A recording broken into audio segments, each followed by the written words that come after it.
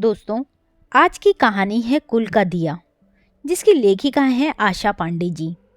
तो चलिए कहानी शुरू करते हैं। मुझे रंजना दी के फोन से पता चला कि बुआ नहीं रही। मन्नू ने मार डाला छोटी। कब? कैसे? मैं चौंकी थी। कल शाम 4 बजे। मैं रात में ही यहाँ आ गई। बाबू, मुन्ना, लता सब सुबह आए।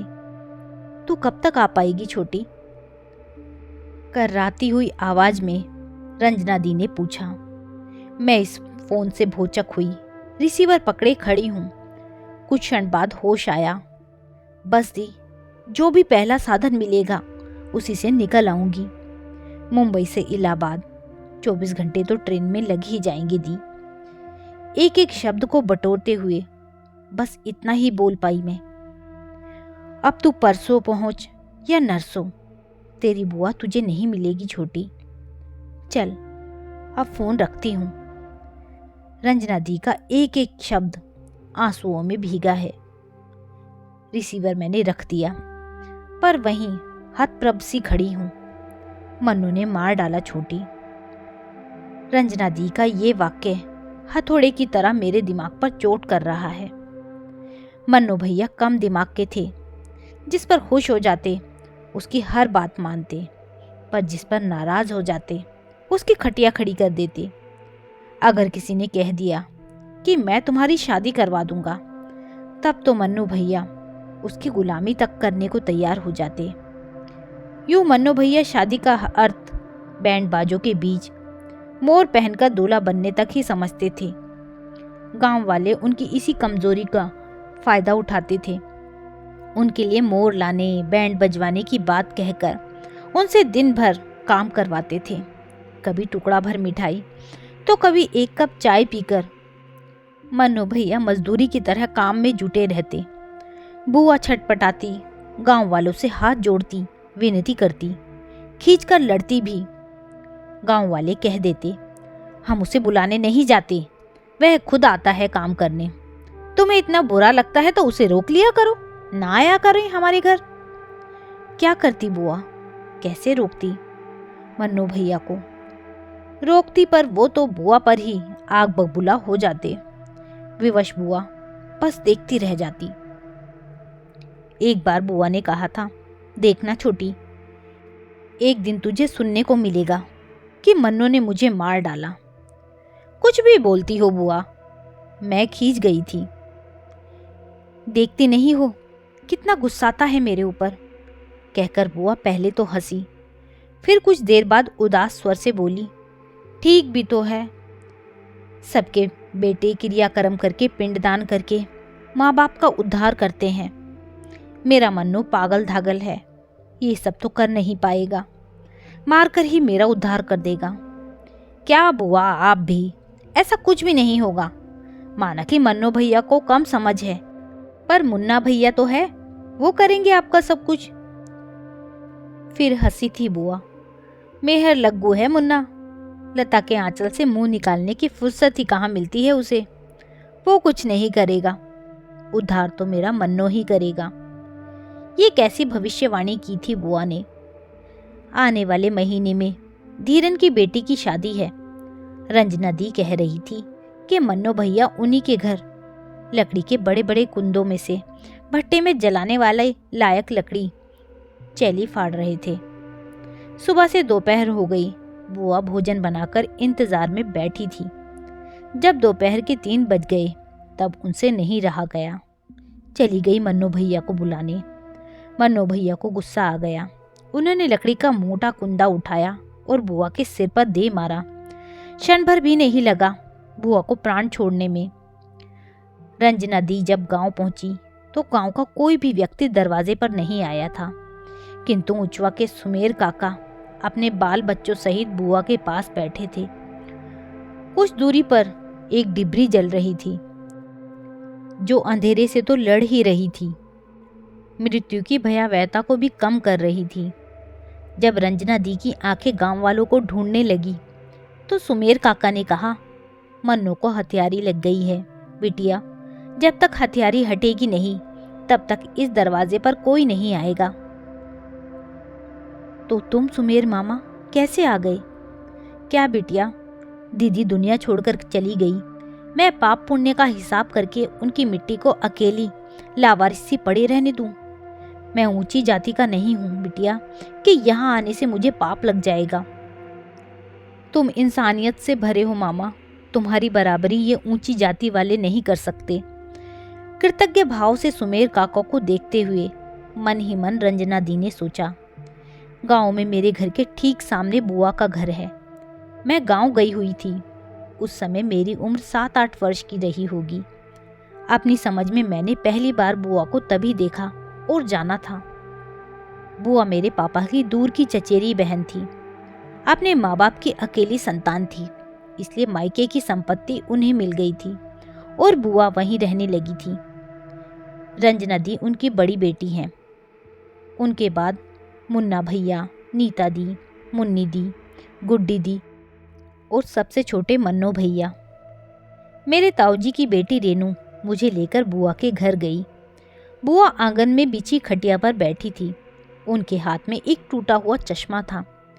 दूसरे हाथ से अपनी एक आंख दबाकर उसी टूटे हुए चश्मे के सहारे चावल बीन रही थी। मैं रेनू के पीछे सकुचाती हुई खड़ी हो गई। बुआ ने मुझे अपने पास खींच लिया। मेरा संकोच कुछ कम हो गया। मैंने धीरे से अब तक भीतर घुमड़ रहे प्रश्न को पूछ लिया, आप टूटे चश्मे से कैसे देख ले रही हैं? ऐसे, ये देखो, मुझे सब दिख रहा है। अपनी आंख के पास चश्मे का टूटा गिलास ले जाकर उन्होंने चावल में से एक कंकड़ निकाल दिया। गिरकर टूट गया था। अब कौन इसे बनवाए? अस्पताल जाना, आंख चेक करवाना, 1000 झंझट। पैसे भी तो लगता है ये सब करने में, है कि नहीं? किस से हंस दी थी बुआ। उस समय मैंने उनके परेशानी को कितना समझा ये तो नहीं कह सकती, पर मम्मी के पास आकर मैं बहुत रोई थी और तब तक रोती रही थी जब तक कि ताऊजी बुआ की आंख चेक करवा के दूसरा चश्मा बनवाने के लिए उन्हें अस्पताल नहीं ले चले। बस तब से मैं बुआ को बहुत प्रिय हो गई। दरोगा की बेटी थी बुआ। उनका बचपन शहर में बीता था। जब 8वीं में थी उस समय उनकी शादी हो गई। पढ़ाई छूट गई उनकी, पर पढ़ाई की प्यास न बुझी। घर में काम करते हुए भी यदि कोई कागज का टुकड़ा मिल जाता तो उसे उठाकर पढ़ने लगती और इस प्रकार पहर भर का काम घंटों में पूरा करने वाली लवधरी औरतों में अपनी गिनती करवा लेती। रामायण महाभारत के अलावा गांधी बाबा, सुभाष चंद्र बोस, नेहरू से लेकर आज़ादी मिलने के बाद मध्य प्रदेश बनने तक अनेक कहानियाँ थीं उनके पास। बच्चे उन्हें घेरे रहते और वो खुशी से उन्हें कहानियाँ सुनाती रहती। मेरी दादी, ताई जी व गांव की दूसरी औरतें उनकी इन बातों को उनकी बकबकी स्वभाव का हिस्सा बताकर अपने मुंह में आंचल ठूसकर हंसती। दादी और ताई जी का तो पक्का मत था कि बुआ के इसी स्वभाव के कारण फूफा जी अपने पास न रखकर गांव में छोड़े हैं, पर बुआ कहती कि स्वार्थी हैं तेरे फूफा। मुन्ना की शादी के पहले तक मुझे साथ रखते थे। उन्हें काम प्यारा है, चाम नहीं। 4 सगे 6 चचेरे भाई को बारी बारी से जबलपुर में रखकर पढ़ाए लिखाए। उन सब के लिए खाना कौन बनाता, इसलिए रखे थे मुझे अपने पास। जब से लता आई मुझे गांव में फेंक दिए। उनके भाई भी अब पढ़ लिख कर नौकरी पर लग गए। अब मेरी क्या दरकार। और ठीक भी है, जवान बहू के आगे बुढ़िया को कौन पूछता है। खिस से फिर हंस देती बुआ। दादी डांटती, कुछ भी बोलती है लड़की, अपने ही पति का नाम बदनाम कर देगी। बुआ फिर हंसती, जो सच है वो कहती हूँ। कब तक ढाक तोप कर रखूंगी काकी? चुप कर, पूरी तरह पगला गई है तू।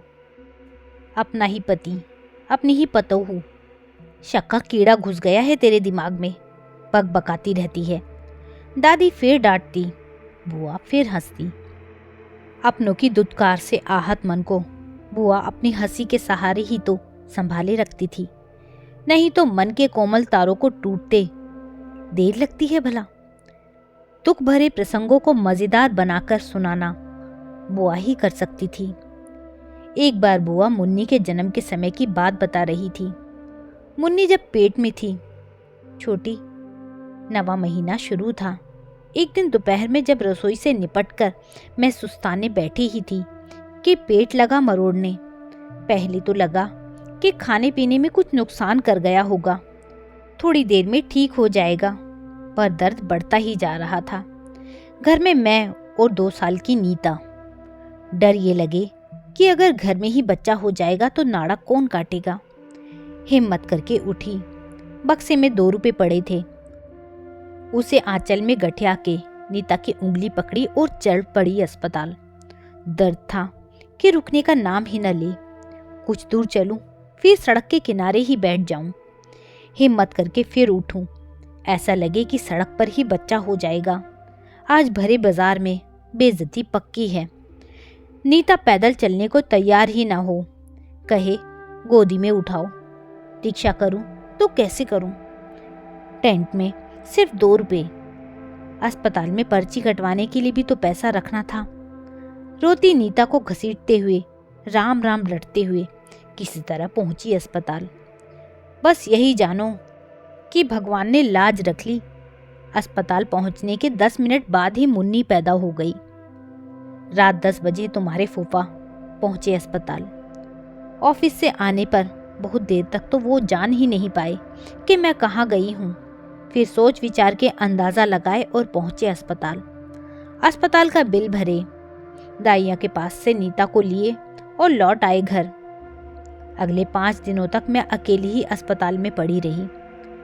उनके भाई पढ़ने चले जाते थे और खुद वे ऑफिस। मेरे पास कौन आता? अगल बगल की खाट पर जो औरतें थीं पूछती, तुम्हारे घर से कोई क्यों नहीं आता? मैं चुपचाप रह जाती। वे स्वयं अनुमान लगाती, बेटी हुई है इसलिए। मुझे शर्म लग जाती। मैं कोई बहाना बना लेती, पर कितने दिन? वहाँ का खाना भी ना अच्छा लगता मुझे। भूख के मारे कोट तोड़ती तो, पर गले के नीचे न उतार पाती। छठे दिन सवेरे मुन्नी को गोद में उठाई और चुपके से भाग गई। बुआ किसी रोचक किस्से की तरह बताती रही और हंसती रही। मुझे आश्चर्य हुआ, कहाँ से मिली है बुआ को ये हिम्मत कि दुख से घिरी होकर भी उससे अलिप्त हुई हंसती रहती है। दादी जब से नहीं रही, मेरा गांव जाना कम हो गया। अब तो ताई जी और ताऊ जी भी गांव छोड़कर बेटे के पास शहर में रहने लग गए। बुआ से मिलना अब कम ही हो गया था, पर रंजना दी से बुआ का समाचार मिलता रहता था। मन्नू भैया जब जब गुस्सा हो, बुआ को घर से बाहर करके ताला लगा देते और खुद चाबी लेकर घूमते रहते। एक बार पूरे 2 दिन बुआ बाहर रही। तीसरे दिन ऊंचवा के सुमेर काका बुआ को अपने घर ले आए। बाहर लीप पोत कर ईंट का चूल्हा जलाए और आटा और आलू लाकर बुआ से बोले, लो दीदी, अपने हाथ से रोटी चोखा बनाओ और खाओ। 2 दिन की भूखी बुआ आधी देर तक मना न कर पाई। रोटी चोखा बनाकर खाई। जब बुआ भूखी प्यासी घर से बाहर बैठी रहती थी, तब गांव वालों को उसकी भूख प्यास की परवाह नहीं हुई। पर सुमेर काका के घर भोजन करते ही गांव वाले उन्हें अछूत मानने लगे। बुआ ने गांव वालों की परवाह नहीं की। मन्नू भैया जब घर से निकालकर ताला बंद कर लेते, तो बुआ सुमेर काका के घर चली जाती और अब अपना भोजन खुद न बनाती, बल्कि सुमेर काका की रसोई में जो कुछ बना रहता वही खा लेती। जब मन्नू भैया का गुस्सा शांत होता, तब वो जाकर बुआ को ले आती। मैं जब गांव पहुंची तो सुमेर काका बुआ के द्वारे मलदवा आम के नीचे अकेले बैठे थे। चेहरे पर उदासी छाई हुई थी। मुझे देखते ही एक झटके से उठे। मेरे हाथ से सूटकेस लेकर ओसारे में रख आए। रंजना दी ओसारे में ही टीन का एक बक्सा खोले बैठी थी। उन्हें देखते ही रास्ते भर धैर्य बांधे मेरे दिल ने जवाब दे दिया। मैं रंजना दी से लिपट गई। हम दोनों के मन का गुबार जब कुछ शांत हुआ, तो रंजना दी ने पेटी की ओर इशारा किया। देख छोटी, ये अम्मा की पेटी है। अम्मा को अग्नि देकर बाबू जब घर लौटे, तो पहला काम उन्होंने अम्मा की पेटी को खुलवाकर देखने का किया। दक्षिण वाली कोठरी में अम्मा की ये पेटी धरी थी। याद है छोटी, जंग खाई इस पेटी को देख दाग कर उन लोगों ने इसे घर के पिछवाड़े फेंक दिया। मैं नाउन के घर उसे बुलाने गई थी। वहां से लौटी तो पिछवाड़े में मुझे ये पेटी दिखी। मैं इसे उठाकर घर लाई। बाबू और मुन्ना मुझे देखकर हंसने लगे। कुछ नहीं है इसमें, कंकड़ पत्थर, डंडा, कंचे, गेंद, यही सब भरा है। मैं उन लोगों के पास ही बैठकर इस पेटी को खोली। इतना कुछ था इसमें छोटी, देख, तू भी देख। रंजना दी एक एक सामान उठाकर मुझे दिखाने लगी। देख, ये बांस का छोटा डंडा, मिट्टी का ये गुल्लक, कपड़े में बंधा हुआ ये काला धागा, ये गेंद, ये गुल्ली, ये कजरौटा, ये कड़ा, ये फीता, ये कैन टॉप, ये बाली, ये क्लिप। सब कह रहे थे इसमें कुछ है ही नहीं। ये डंडी उठाते ही मैं रो पड़ी छोटी। मुन्ना हंसने लगा। मुझे गुस्सा आया। मैंने मुन्ना से पूछा, तुझे याद है ये डंडी? दिन भर तू इसे लिए रहता था। गुल्ली खेलना हो या गेंद, इसी डंडी से खेलता था तू। हम लोग छीनकर फेंक देते तो तू रो रो कर पूरा घर सर पर उठा लेता था। फिर अम्मा इसे खोज कर लाती थी। याद है एक बार खेलते समय ये डंडी तेरे हाथ से छूटकर चूल्हे के पास बैठी अम्मा की आंख में जा लगी थी। महीनों सूजी रही थी उनकी आंख। ये गुल्लक देख रही है छोटी? मैंने इसे उठाया तो खनक उठा। पतली चाकू की सहायता से बड़ी मशक्कत करने पर तांबे के छेद वाले ये 2 सिक्के निकले। सब फिर हंसने लगे। मैंने सोचा अब चुप ही रहूं, पर नहीं रहा गया छोटी। मैंने कहा, अम्मा जानती थी कि उनके ना रहने पर उनके बच्चे दुखी होकर रोएंगे, तड़पेंगे, इसलिए बक्से में से सब चीज़ें भर दी थी कि जब ये खुलेगा तो इसे देखकर बच्चे हंस लेंगे, दुख कम हो जाएगा उनका। पता नहीं मेरे कहने में ऐसा क्या था छोटी कि सब झेप कर रह गए। मैंने सिक्का उठाकर मुन्ना से कहा, ये तेरे कमर में बंधा रहता था ना? ये काला धागा, ये कजरोटा तुझे बुरी नज़र से बचाने के लिए था। देख मुन्ना, ये कंटोप मेरा, ये कड़ा नीता का, ये बाली मुन्नी की, ये गेंद मन्नू का। बचपन की ये हमारी प्रिय चीज़ें अम्मा के लिए कितनी कीमती थी। उन्होंने इन सामानों में हमारा बचपन बचा के रखा था। जिंदगी भर वो हमारी चीज़ों को संभाले रही और हम उन्हें 2 दिन भी घर में न रख पाए, पिछवाड़े फेंक आए। जब तक ये अम्मा के पास थी तब तक ये हमारी चीज़ें थी। अम्मा ने इन्हें संभाला था। अब ये अम्मा की चीज़ें हैं, मैं इन्हें संभालूंगी।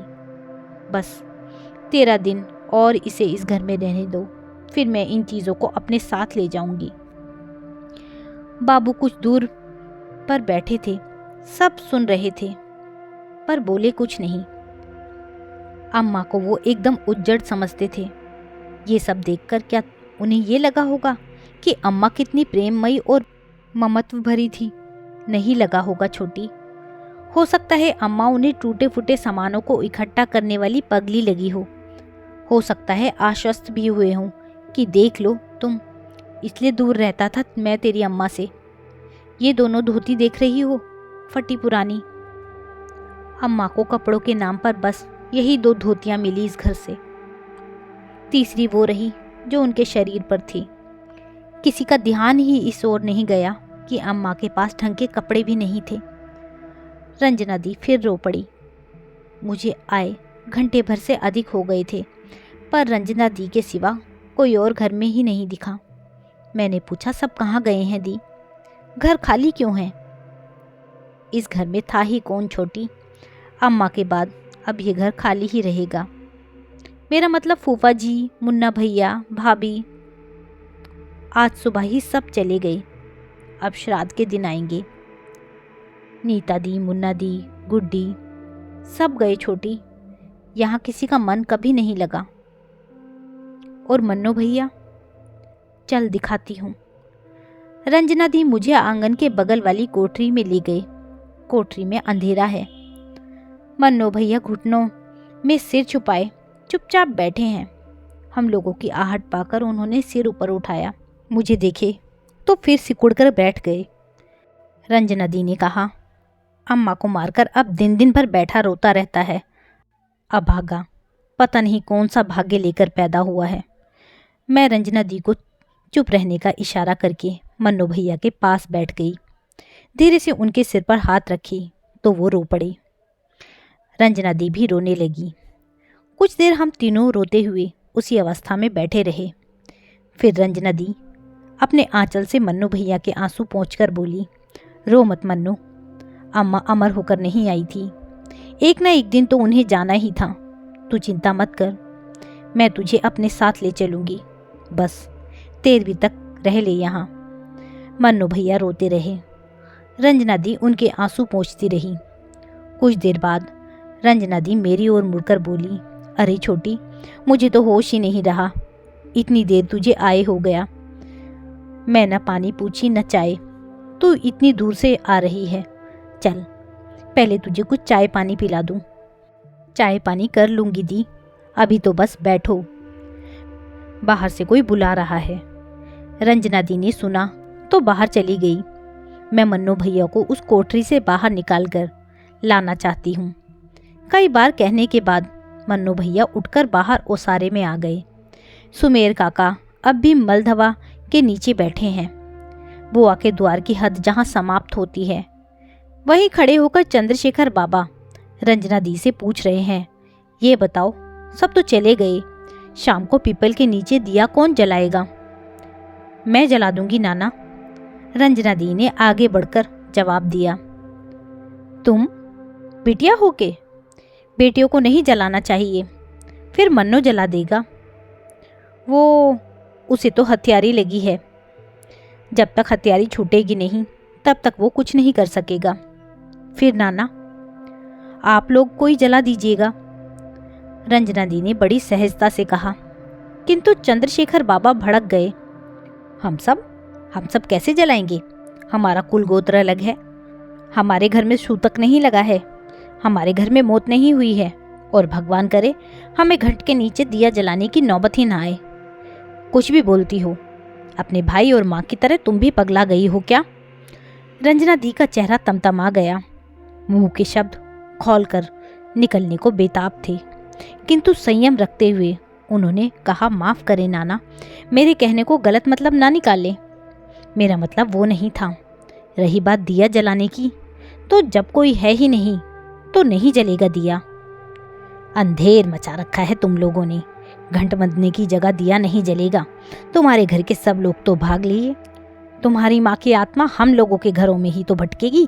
एक तो अकाल मौत, ऊपर से विधि विधान भी ठीक से नहीं हो रहा। चंद्रशेखर बाबा बड़बड़ाते हुए लौट गए। मुझे पापा और ताऊजी पर गुस्सा आ रहा है। वे लोग भी श्राद्ध के दिन ही आने वाले हैं। रंजना दी का कहना है कि वे लोग भी तो आकर क्या करेंगे, कुल गोत्र तो उनका भी अलग है। शाम होने वाली है। अब तक सुमेर काका मलदवा के नीचे बैठे थे, किंतु चंद्रशेखर बाबा के जाने के बाद वो भी उठकर चले गए। रंजना दी चिंतित है। अम्मा के लिए 10 दिन तक दिया जलाने वाला कोई भी नहीं है। अंधेरा गिरने लगा तो रंजना दी ने भीतर आकर 2 लालटेन जलाया। एक लालटेन बाहर लाकर ओसारे की डेयरी पर रख दी और दूसरी मन्नू भैया की कोठरी में। मन्नू भैया फिर से कोठरी में चले गए हैं। यूं गांव में बिजली आ गई है, पर सप्लाई का कोई ठिकाना नहीं रहता। परसों शाम से बिजली नहीं आई। शाम गहराते ही पूरा गांव अंधेरे में डूब गया है। पीपल का पेड़ घर में लगी बाग के एक किनारे पर है। वहां से किसी के डांटने डपटने की आवाज आ रही है। मैं और रंजना दी बाग की ओर कुछ आगे बढ़े। चंद्रशेखर बाबा गुस्से में चिल्ला रहे हैं। ससुर खुद को बाभन ठाकुर समझ रहा है क्या? तू यहाँ दिया जलाएगा? तेरा दिया जलाया हुआ उन्हें मिलेगा? ससुर दिमाग बहुत चढ़ गया है। पहले अपनी रसोई में खिला के धर्म भ्रष्ट किया, अब दिया जला के उन्हें नरक में डाल रहा है। कुछ लोग और आ गए। वहाँ शोर बढ़ रहा है। मारो साले को, तोड़ दो हाथ पैर। ससुरा खुद को बबनन का बहवाद समझ रहा है। मैं और रंजना दी तेज कदमों से पीपल की ओर बढ़ रहे हैं। कुछ लोग दिया जलाने वाले व्यक्ति को पकड़कर मार रहे हैं। सबको रोकते हुए रंजना दी भीड़ में घुस गई। सुमेर मामा, तुम्हें सब मार रहे हैं? तुम यहाँ दिया जलाने आए हो? रंजना दी आश्चर्य में है। कुछ हाथ फिर सुमेर काका को मारने के लिए उठते हैं। रंजना दी बीच में डटकर खड़ी हो गई। खबरदार, कोई आगे नहीं बढ़ना। सुमेर मामा के दिया जलाने से जो पाप पुण्य होगा वो मेरी अम्मा को होगा, हम लोगों को होगा। आप लोग क्यों इतना परेशान हो रहे हैं? एक अकेले सुमेर मामा को मारने के लिए पूरा गांव इकट्ठा हुआ है। अभी तक आप लोग कहाँ थे? धर्म का ठेका ले रखा है आप लोगों ने। रंजना दी गुस्से में कांप रही हैं। मैं जाकर रंजना दी के पास खड़ी हो गई।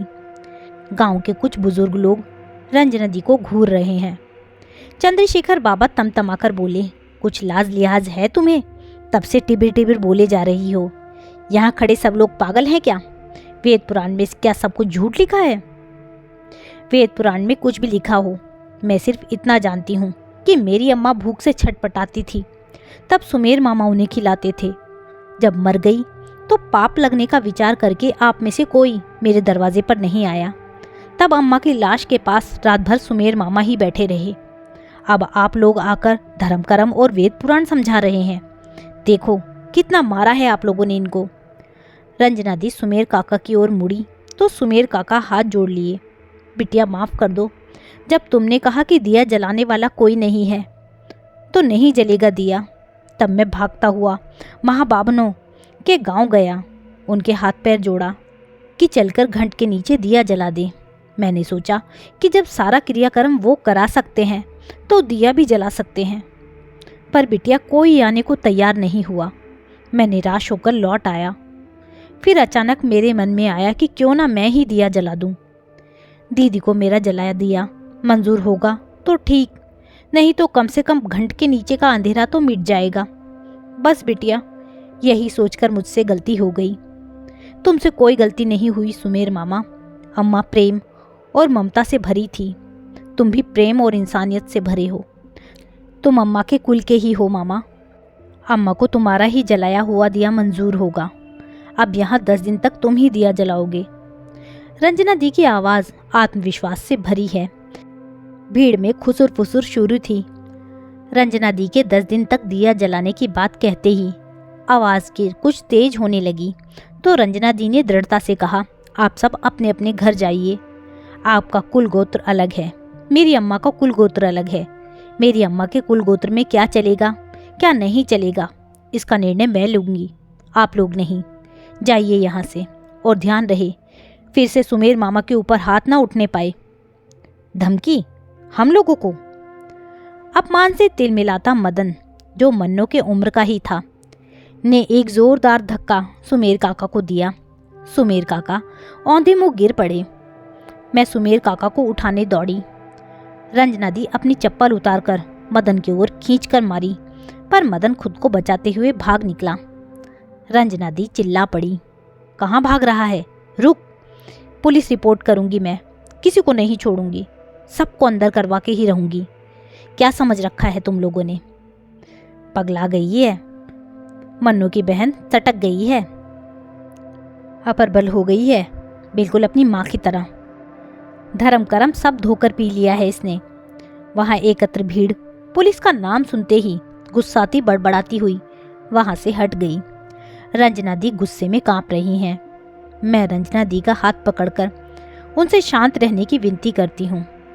पीपल की एक डाल पर घंट लटक रहा है। उससे कुछ दूरी पर सुमेर काका के द्वारा जलाया हुआ दिया अपनी रोशनी फैला रहा है, जिसमें घंट और सुमेर काका का चेहरा दोनों चमक रहा है। दोस्तों, कहानी आपको कैसी लगी मुझे कमेंट करके ज़रूर बताइएगा। यदि कहानी अच्छी लगी हो तो कहानी को लाइक कीजिएगा, शेयर कीजिएगा। साथ ही चैनल पर अगर नए हैं तो चैनल को सब्सक्राइब करना ना भूलिएगा। कहानी सुनने के लिए बहुत बहुत धन्यवाद।